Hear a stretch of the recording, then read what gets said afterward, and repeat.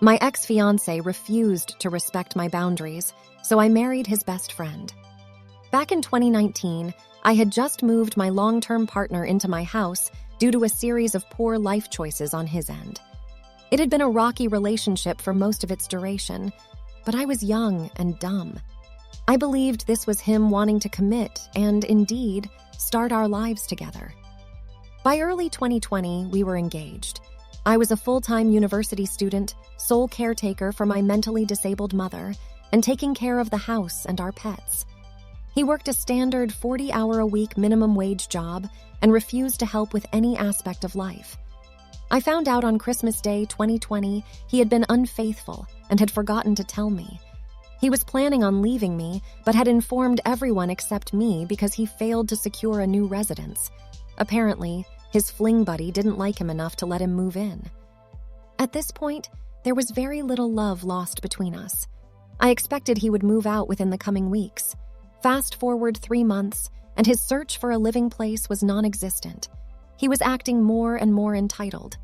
Clearly, by this point, he is an unwelcome freeloader who has taken up residence in my living room. I was about to secure an eviction notice to get him off my couch. He began swiping Tinder with his phone volume loudly on.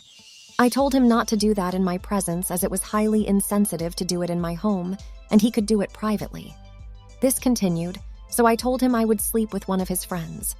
It was said in a moment of anger and was more of an empty threat then. However, I am known for seeing goals through to completion.